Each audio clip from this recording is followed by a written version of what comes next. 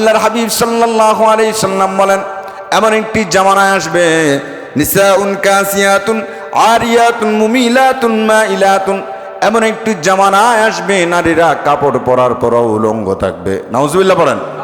এমন একটি জামানা আসবে নারীরা কাপড় পরার পরে উলঙ্গ থাকবে। এর কারণ কি?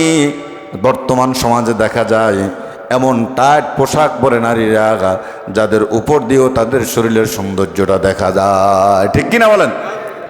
2 নম্বর হলো এমন পাতলা কাপড় পরে, ওই পাতলা কাপড়ের উপর দিয়েও তাদের শরীরের সৌন্দর্য দেখা যায়।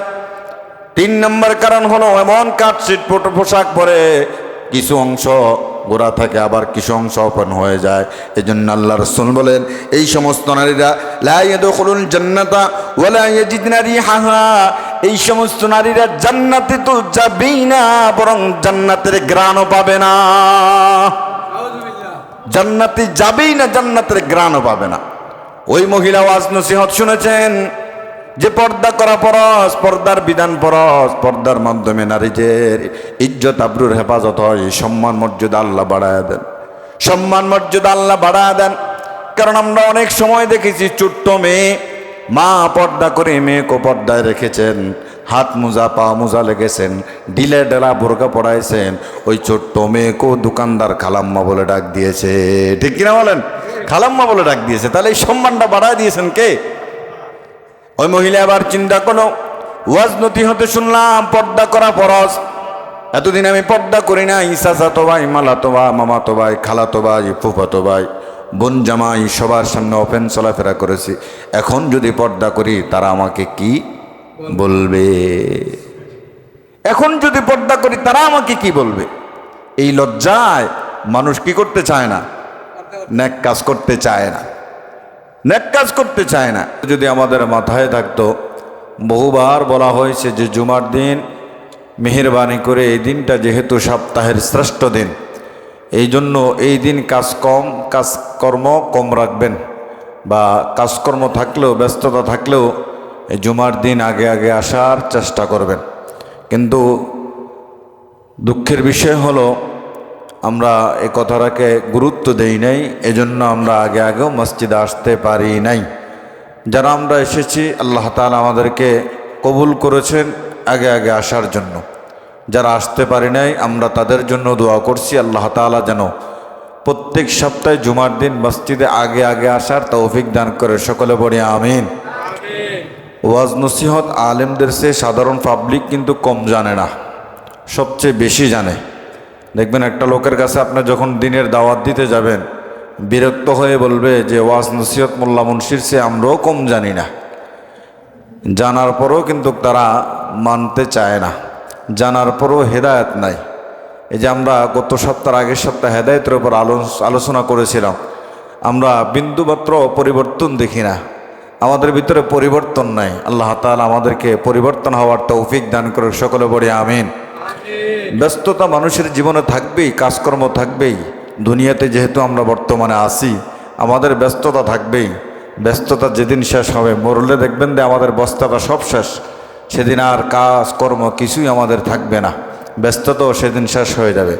এজন্য মেহেরবানি করে আমি আপনাদেরকে বলবো, জুমার দিন অত্যন্ত এই দিনে ব্যস্ততা না রেখে, অনেক কাজকর্ম না রেখে চেষ্টা করবেন যে এই দিন যেহেতু জুমার দিন, আর আল্লাহ রসুল সাল্লাল্লাহু আলাইহি সাল্লাম এই দিনটাকে গরিবের জন্য হজের তুলনা করেছেন।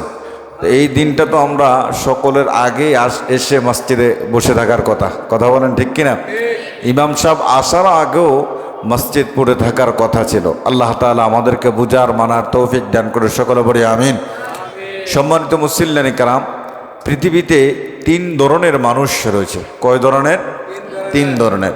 এক ধরনের মানুষ দেখবেন হেদায়েতের উপর নাই, আরেক ধরনের মানুষ আছে দেখবেন হেদায়েত পেয়েও তারা ধরে রাখতে পারে নাই, আরেক ধরনের মানুষ আছে আলহামদুলিল্লাহ হেদায়েতের উপরে আছে, হেদায়েতের উপরে আছে। কিন্তু হেদায়েতের উপর থেকে আপনি আপনার নাজাতের জন্য অল্প আমল করেন, সেটা নাজাতের জন্য কি হয়ে যাবে? যথেষ্ট হবে। কারণ আল্লাহ রসুল বলেছেন, আখলিস দীনাকা ইয়াখফিকাল আমালুল কলিল, তোমার ইমানকে খাঁটি করো আর নাজাতের জন্য অল্প আমলই কি হবে? যথেষ্ট হবে। নাজাতের জন্য রসুল বলছেন অল্প আমলই যথেষ্ট হবে। কিন্তু আমাদের ভিতরে তো হেদায়েত নেই। হেদায়েত নেই আর সহি আমল আসবে কোথা থেকে? আল্লাহ তাআলা আমাদেরকে বুঝার তৌফিক দান করে, সকলে বলে আমিন। সম্মানিত মুসল্লিয়ানি কেরাম, আল্লাহর নবীর সঙ্গে ছিলেন আব্দুল্লাহ ইবনে উবাই। তিনি কিন্তু রাসূলের পিছনে দাঁড়িয়ে নামাজ আদায় করেছেন, সালাত আদায় করেছেন, 5 ওয়াক্ত নামাজ পড়েছেন। কিন্তু নামাজ পড়ার পরও সে সওয়াব পাবে না। কারণ কি? সে হেদায়েতের উপরে ছিল না। হেদায়েতের উপরে ছিল না, ছিল মুনাফিক। কি ছিলেন? মুনাফিক ছিলেন। হাদিস শরীফে এসেছে যে আল্লাহর একজন রাসূল ঈসা আলাইহিস সালাম তার সাথীদের নিয়ে, সঙ্গীদের নিয়ে, কোরআনের ভাষায় ঈসা আলাইহিস সালাতু ওয়াস সালামের সাথীদেরকে, সাহাবীদেরকে বলা হয় হাওয়ারি। কি বলা হয়? হাওয়ারি। তো তিনি তার সাথীদেরকে নিয়ে রাস্তা অতিক্রম করতেছেন। যখন রাস্তা দিয়ে হাঁটতেছেন তখন একটা কবর পড়ল। এই কবরের মধ্যে তিনি মৃত মানুষের মাথার একটা খুলি পেলেন। এই খুলির মধ্যে তিনি কি যেন ঢুকাচ্ছিলেন, এটা ঢোকে না, ঢুকাচ্ছিলেন, ঢোকে না। তখন এটাকে ফেলে দিলেন। আরেকটু যাওয়ার পরে পুরানো আরেকটা কবরস্থান পেলেন, সেখানেও একটা মাথার খুলি পেলেন। সেটার মধ্যেও উনি কি যেন ঢুকাচ্ছেন, ঢুকে আবার বাহির হয়ে যায়, সেটাকেও তিনি ফুটবলের মতো ফেলে দিলেন। তারপরে আরেকটু আগাচ্ছেন, আবার একটা মাথার খুলি পেলেন, এটার মধ্যে কি যেন ঢুকাচ্ছেন, এটা ঢুকলো এবং মাথার ভিতরে থেকে গেল। আল্লাহর নবী ঈসা আলাইহিস সালাম সেই মাথার খুলিটাকে সুন্দর করে কবর খুঁড়ে এটাকে দাফন করলেন। সুবহানাল্লাহ বলেন। লগের সাথীরা জিজ্ঞাসা করলেন, আল্লাহর নবী ঈসা, আপনাকে দেখলাম এই লম্বা পথ আপনার সাথে আমরা অতিক্রম করতেছি, আপনাকে আমরা দেখলাম 3টা মাথার খুলি 3 জায়গায় পেলেন, পাওয়ার পরে এই 3টা খুলির সাথে আপনি 3 রকমের আচরণ করলেন। আমরা আপনার কাছে জানতে চাই এই 3টা মাথার খুলির সাথে 3 রকমের আচরণ আপনি কেন করলেন? সুবহানাল্লাহ বলবেন না? আল্লাহর নবী ঈসা আলাইহিস সালাতু ওয়াস সালাম বললেন, 3টা মাথার সাথে আমি 3 রকমের আচরণ করেছি। প্রথম যে মাথাটাকে আমি পেয়েছি, এই মাথাটা হেদায়েতের উপর ছিল না, এই জন্য এটাকে আমি ফেলে দিয়েছি। তারপরের যে মাথার খুলিটা পেয়েছি, এটা হেদায়েতের উপর থেকেও হেদায়েতটাকে ধরে রাখতে পারে নাই। 3 নম্বর যে মাথার খুলিটাকে আমি পেয়েছি, এই মাথার খুলিটার লোকটা দুনিয়াতে হেদায়েতের উপরে ছিল। সুবহানাল্লাহ বলেন। এই জন্য এটাকে আমি সম্মানের সহিত সুন্দর করে দাপন করে দিয়েছি। এই জন্য পৃথিবীতে 3 ধরনের মানুষ থাকবে। এক ধরনের মানুষ থাকবে হেদায়েতের উপরে নাই, আরেক ধরনের মানুষ হেদায়েত পেয়েও হেদায়েত ধরে রাখতে পারবে না, আরেক ধরনের মানুষ আলহামদুলিল্লাহ হেদায়েতের উপর অটল থাকবে, হেদায়েতের উপর অটল থাকবে। আব্দুল্লাহ ইবনে উবাই হেদায়েত পেয়েও তিনি হেদায়েতটা ধরে রাখতে পারে নাই। আসুন আমরা এবার জানি হেদায়েত ধরে না রাখার কারণ হলো কয়টি? 6টি। কয়টি? 6টি। আমি যখন এ কথাগুলো আপনাদেরকে বলবো, এগুলো নিজের সাথে মিলাবেন। এই 6টি কারণ যখন বলবো নিজের সাথে মিলাবেন, অন্যের সাথে মিলানোর চেষ্টা করবেন না। আমরা নিজের দোষ দেখি না, অন্যের দোষ ভালোই দেখি, ঠিক কিনা বলেন? নিজের দোষ দেখি না, অন্যের দোষ ভালোই দেখি। অন্যকে আমার শাহাদাত আঙ্গুলি দ্বারা দোষী বানাই। আপনি যে আপনার এই শাহাদাত আঙ্গুলি যারা অন্যকে দোষী বানাচ্ছেন, বাকি 4 আঙ্গুল বলতেছে আপনি নিজে দোষী। 1 আঙ্গুল দিয়ে অন্যকে দোষী বলতেছেন, বাকি 4 আঙ্গুল আপনার নিজের দিকে তাকায় আছে, বলতেছে আগে মিয়া আপনি দোষী, তারপর ওনাকে দোষী বলেন। এই জন্য কথাগুলো যখন বলবো, এগুলো নিজের সাথে মিলাবেন, অন্যের সাথে মিলাবেন না। তখনই বুঝতে পারবেন এই 6টি আলামত আপনার ভিতরে আছে কিনা। এই 6টি আলামত যদি আপনার ভিতরে থাকে, তাহলে মনে করবেন আপনি হেদায়েতের উপরে নাই। 1 নম্বর আলামত হলো অহংকারের সাথে গুনাহ করা। কি করা? অহংকারের সাথে গুনাহ করা। হেদায়েতের উপর না থাকার 1 নম্বর আলামত হলো অহংকারের সাথে গুনাহ করা। এখন আপনি বলতে পারেন, হুজুর অহংকারের সাথে গুনাহ কিভাবে করে? আল্লাহর খালেস বান্দা, মুমিন বান্দা, তাদের গুনাহ হয়ে যায়। আবার কিছু মানুষ আছে অহংকারের সাথে গুনাহ করে। উদাহরণ যদি আমি আপনাদেরকে দেই, এভাবেই দিতে পারি যে সমাজে 2 জন একসাথে চলাফেরা করে, দীর্ঘদিন 2 জন একসাথে চলাফেরার কারণে বন্ধুত্ব হয়েছে। কোনোই কারণে তাদের এই বন্ধুত্ব কি হয়ে গেছে? নষ্ট হয়ে গেছে। এখন এক বন্ধুর মেয়ের বিবাহ, তখন এই ঝগড়ার কারণে তার বন্ধুকে সে দাওয়াত দেয় নাই। তো কোনো রকম সে মধ্যবিত্ত মানুষ, মেয়েটাকে বিবাহ দিয়েছে। কিন্তু ওই আরেক বন্ধু তিনি কি করলেন, দাওয়াত যেহেতু দেয় নাই, এখন তার মেয়েরও কিছুদিন পরে বিবাহ ঠিক হয়েছে। বিবাহ ঠিক হওয়ার পরে সে আবার বলল, বেটা বিবাহ কিভাবে দিতে হয় আমি তোকে দেখাইয়া দেব। বিবাহ কিভাবে দিতে হয় আমি তোমাকে দেখায় দিব। তার সন্তানরা বিদেশের মাটিতে থাকে, ফোন করলেন, বাবা তোমার বোনের বিবাহ, টাকা পাঠাও। ভাইগুলো বোনের জন্য টাকা পাঠালেন, বোনের বিয়েতে যেন কোনো কিছুতে কমতি না হয়। বাবা এই টাকা পেয়ে বিশাল বড় গেট করলেন, ঝাড়বাতি লাগালেন বাড়ির চতুর্পাশে, বাড়ির যুবকদেরকে বলল, তোমরা নাচ গান যা কিছু করতে মন চাই তাই করো। নাউজুবিল্লাহ বলেন।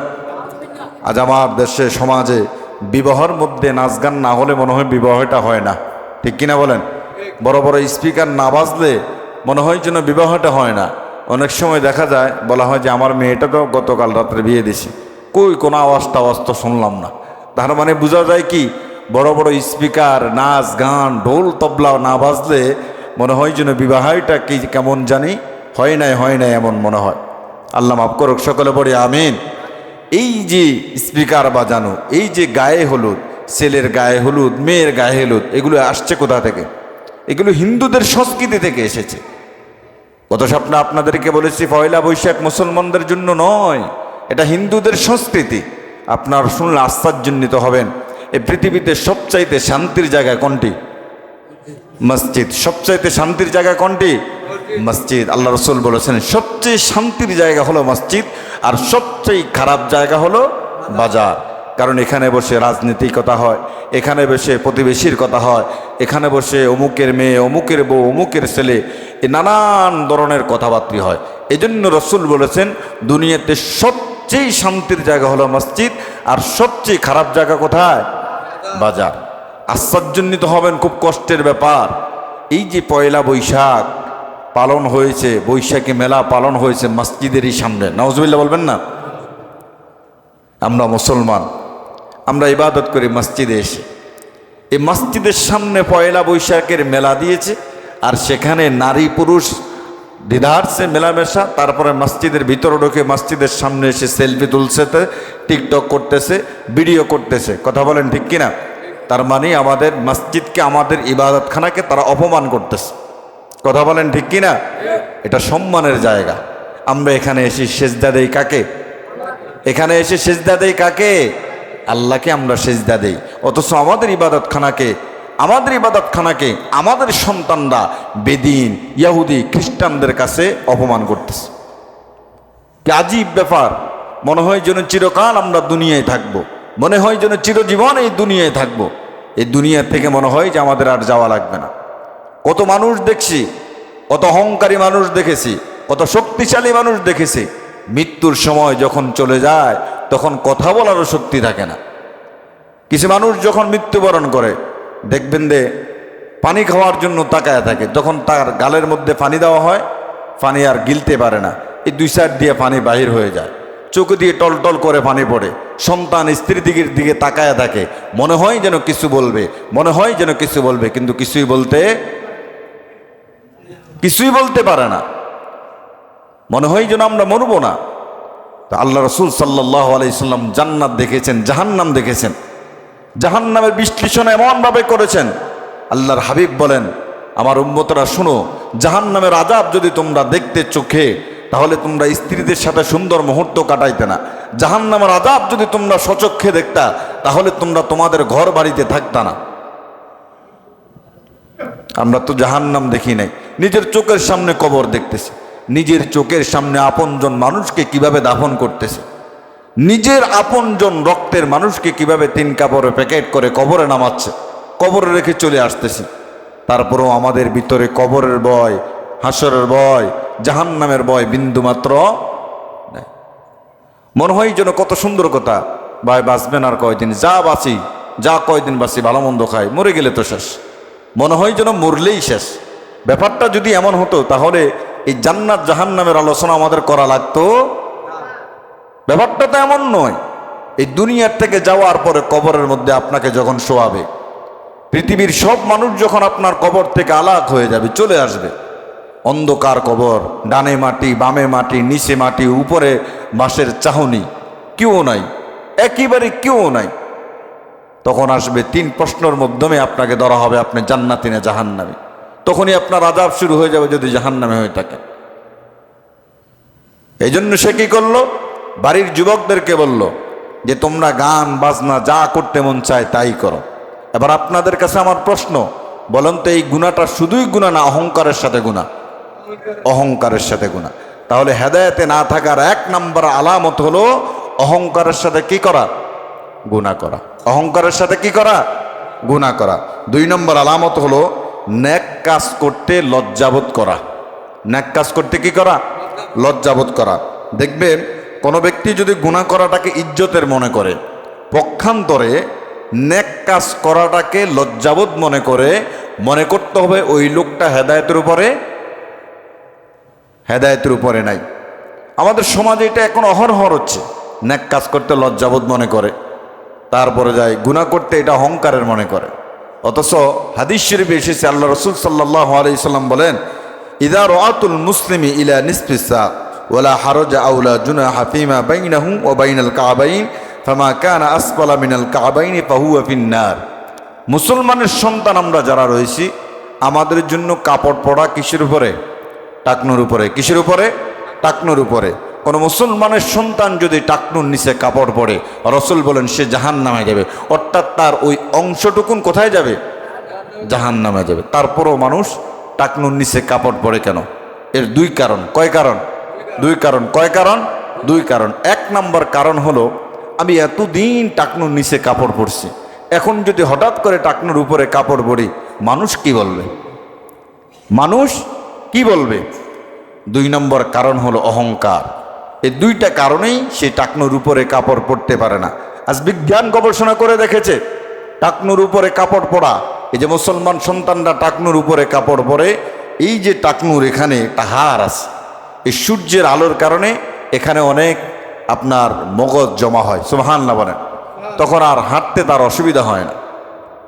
মানুষ আস্তে আস্তে একেবারে ক্রমান্বয়ে ডায়াবেটিসে আক্রান্ত হয়ে যাচ্ছে। এটা কিসের কারণে বলেন? না হাঁটার কারণে। কিসের কারণে? না হাঁটার কারণে। কারণ না হাঁটার কারণে তার এই যে কাপড় দিয়া টাকনু পর্যন্ত সে গোড়া দিয়ে রাখছে, এটাতে সূর্যের আলো লাগে না, তারপরে রোদের আলো লাগে না, এই জন্য সে আস্তে আস্তে অকেজো হয়ে যায়। বিজ্ঞান গবেষণা করে দেখেছে, চিকিৎসা বিজ্ঞান গবেষণা করে দেখছে। আজ থেকে 1500 বছর আগে আমার রাসূল শিখাই দিয়ে গেছে, আমরা মুসলমানের সন্তান যারা, আমরা কাপড় পরবো কিসের উপরে? টাকনুর উপরে। কিসের উপরে পরবো? টাকনুর উপরে। পরেননি টাকনুর উপরে? টাকনুর উপরে আমাদের কাপড় পরতে হবে। 2 নম্বর উদাহরণ যদি আমি দেই, কোনো একজন নারী তিনি ওয়াজ নসিহতে শুনেছিলেন যে পর্দা করা ফরজ। পর্দার বিধান কি? ফরজ। কারণ এই পর্দার মাধ্যমে নারীদের ইজ্জত আবরুর রক্ষা হয়। তিনি ওয়াজ মাহফিলে শুনেছেন, তিনি কিন্তু আপনার পর্দা করতেন না। ওয়াজ মাহফিলে শুনেছেন পর্দার মাধ্যমে নারীদের সম্মান বাড়ে, পর্দার মাধ্যমে নারীদের ইজ্জত আবরুর হেফাজত হয়। যারাই দর্শনের শিকার হয়, যারাই দর্শনের শিকার হয়েছে এই পর্যন্ত, আচ্ছা বলেন তো এগুলা কি পর্দা করা নারী ছিল? বলেন তো পর্দা করা নারী ছিল? বৈশাখ আসলে তাদের এই শরীরের সৌন্দর্যকে সকলের সামনে উজাড় করে দেখাতো। এগুলো দেখে কিছু হয় না জানোয়ার দেখে আকৃষ্ট হয়ে তাদেরকে দর্শন করে দুনিয়ার থেকে বিদায় করে দিত। এই জন্য পর্দা করা রাসূল 1500 বছর আগে বলেছেন ফরজ।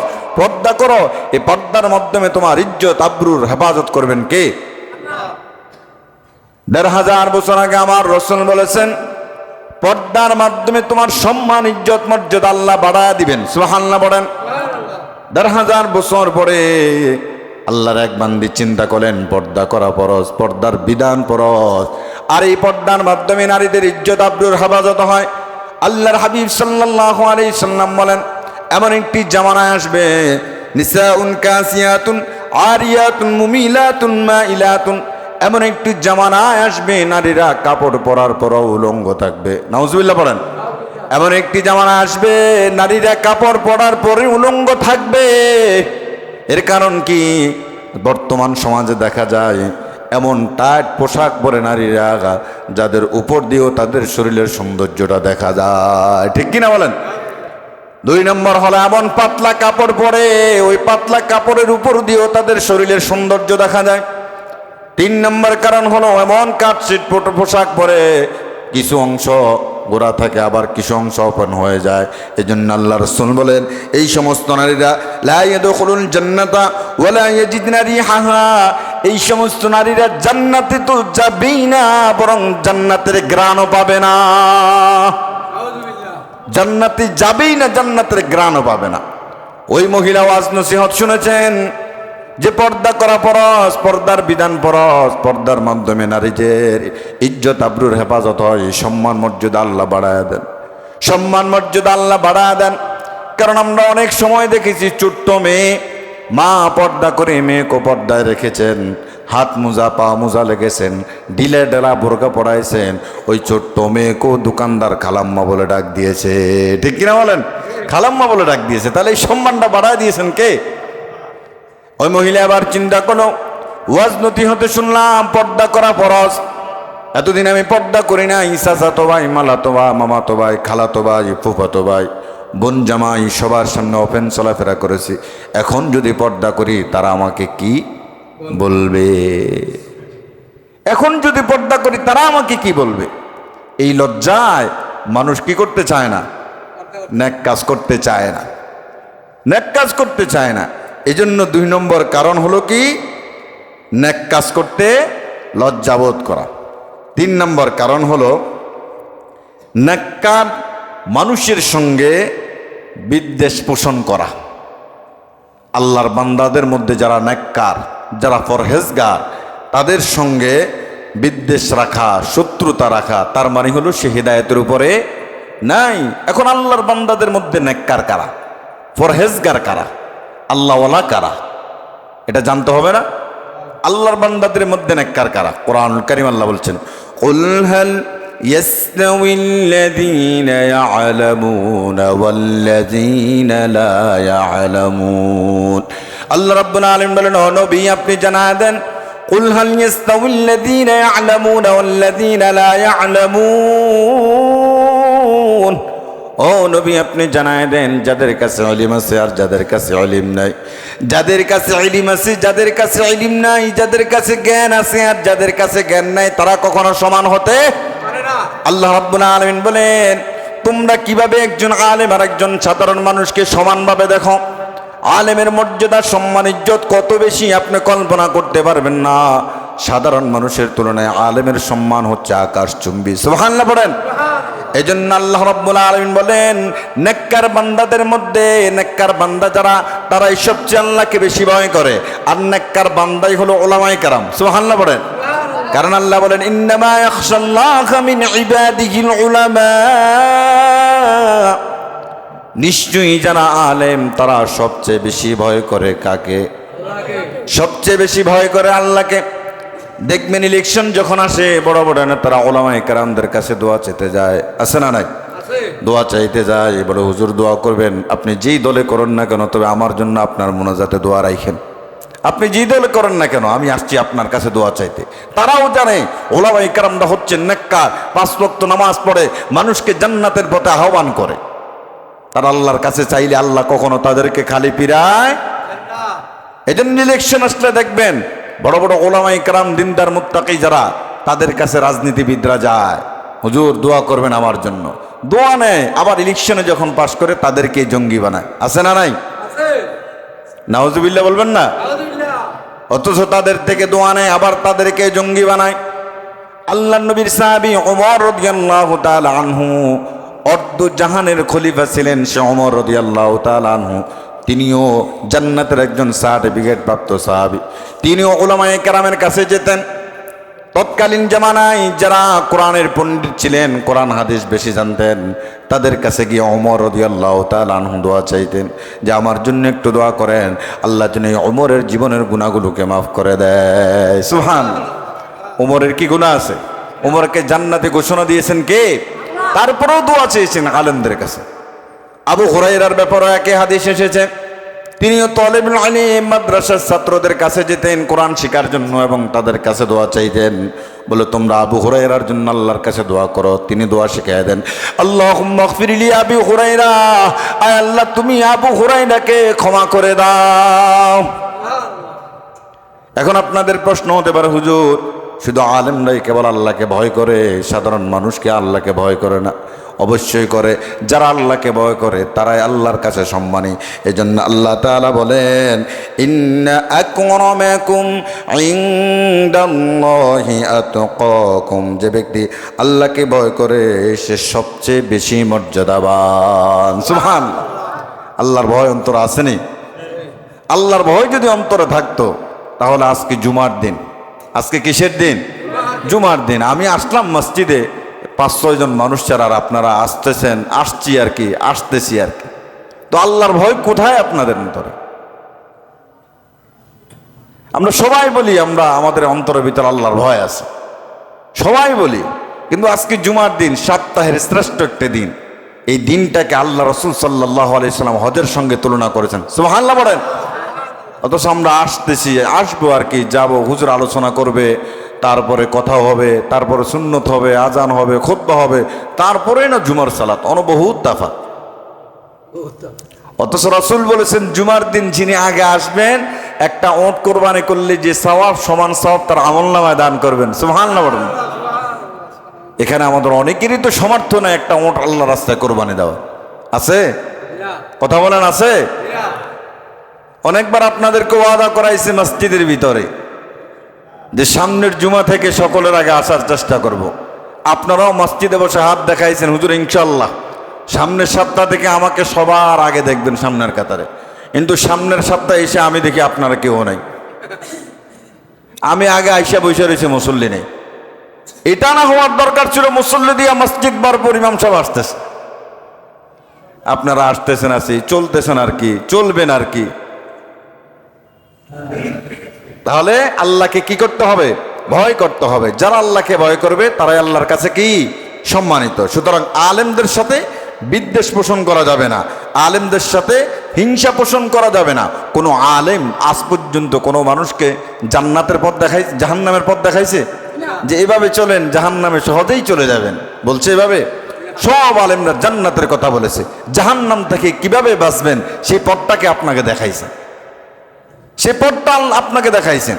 নবী রাসূলগণ যে দায়িত্ব অর্পিত হয়ে দুনিয়ার জমিনে এসেছেন, নবী রাসূলগণ দুনিয়ার থেকে যাওয়ার পরে সাহাবায়ে কেরাম যাওয়ার পরে তাবেঈনরা যাওয়ার পরে আল্লাহর ওলি উলামায়ে কেরামরা মানুষকে আজকে দিনের পথ দেখাচ্ছেন। উলামায়ে কেরামরা যদি না থাকতেন এই দ্বীন ইসলাম শিখতেন কোথা থেকে? দ্বীন ইসলাম শিখতেন কোথা থেকে? এজন্য আল্লাহ তাআলা কোরআন কারীম বলেন, ওয়াকালু লাউ কুন্না নাসমাউ আও নাআকিলু মা কুন্না ফি আসহাবিস সাঈদ। যারা আলেমদের কথা শোনে না, যারা আলেমদের কথা শোনে না, এই কথা না শ্রবণ করে, তারা যখন জাহান্নামে যাবে তারা বাবার বলবে, যদি শুনতাম অথবা মানতাম, বিবেক বুদ্ধি কাছে লাগাতাম, আজকে আমাদের এই জাহান্নামের মধ্যে আসা লাগতো না। যদি আলেমদের কথা শুনতাম, যদি আলেমদের কথা মানতাম, আজকে আমাকে জাহান্নামে আসা। আল্লাহ বলবেন, জাহান্নামীরে কেন তোমরা জাহান্নামে এসেছো? আল্লাহ তো জানেন কেন তারা জাহান্নামে আসছে, জানেন আল্লাহ? আল্লাহ জানেন, জানার পরও জিজ্ঞাসা করবেন কেন তোমরা জাহান্নামে এসেছো? বলবে রব্বুল আলামিন দুনিয়ায় আলেমরা আমাদেরকে জাহান্নামের কথা বলেছেন, কি কি কাজ করলে জাহান্নামে যেতে হবে, কি কি কাজ করলে জান্নাতে যেতে হবে। জান্নাতের পথও আমাদেরকে দেখাইছেন, জাহান্নামের কথাও আমাদেরকে বলছেন, কিন্তু আমরা শুনি নাই, মাথায় নেই নাই, বিবেক বুদ্ধি খাটাই নাই, আলেমদের বিরোধিতা করেছি দুনিয়ায়, এই জন্য আজকে আমাদেরকে জাহান্নামে এসে পড়া লাগছে, এই জন্য জাহান্নামে পড়া লাগছে। আলেমদের কথা শুনি নাই। আজকে যদি আলেমদের কথা শুনতাম তাহলে আমাদেরকে জাহান্নামে আসা লাগতো না। আলেমদের বিরোধিতা যদি না করতাম, ওলামায়ে কেরামের বিরোধিতা যদি না করতাম, তাহলে আমাদেরকে আজকে জাহান্নামে পড়া লাগতো। এজন্য বলা হয়েছে, ওয়ান্না মান নাতলাকা লিসানাহু ফিল উলামা'i বিত্তালবি বালাহুল্লাহ ক্বাবলা মাউতি বিমাউতিল কলব। যারা ওলামায়ে কেরামের গীবত করার ব্যাপারে, সমালোচনা করার ব্যাপারে তাদের জবানকে দরাজ করবে। আজ গীবত করতে করতে আলেমদের কোবাদ রাখে না, আলেমদের পিছনেও মানুষ গীবত করে, আছে না নাই? সমালোচনা করতে করতে মানুষ আলেমদের পিছনেও সমালোচনা করে, আছে না নাই? আল্লাহ রাসূল বলেছেন, যারা আলেমদের গীবত করবে, আলেমদের সমালোচনা করবে, মৃত্যুর সময় আল্লাহ তাদেরকে বেঈমান করে মারবে। যারা আলেমদের গীবত করবেন, আলেমদের যারা সমালোচনা করবেন, মৃত্যুর সময় তাদেরকে বেঈমান করে মরবেন। ফতুয়ায় স্বামী সহ অসংখ্য অগণিত ফতুয়া আপনি খুলে দেখেন, সমস্ত ফতুয়ায় লেখা আছে আলেমদের গীবত যারা করবে, আলেমদের সঙ্গে যারা বিদ্বেষ পোষণ করবে, আলেমদের সমালোচনা যারা করবে, কাদা আন ইয়াকফুরু, সে মৃত্যুর সময় কাফের হয়ে যাওয়ার সম্ভাবনা রয়েছে। নাউজুবিল্লাহ বলেন। তাহলে আল্লাহ তাআলা নেককার বান্দাদের মধ্যে সবচাইতে নেককার বান্দা কারা? ওলামায়ে কেরাম। সবচাইতে নেককার বান্দা কারা?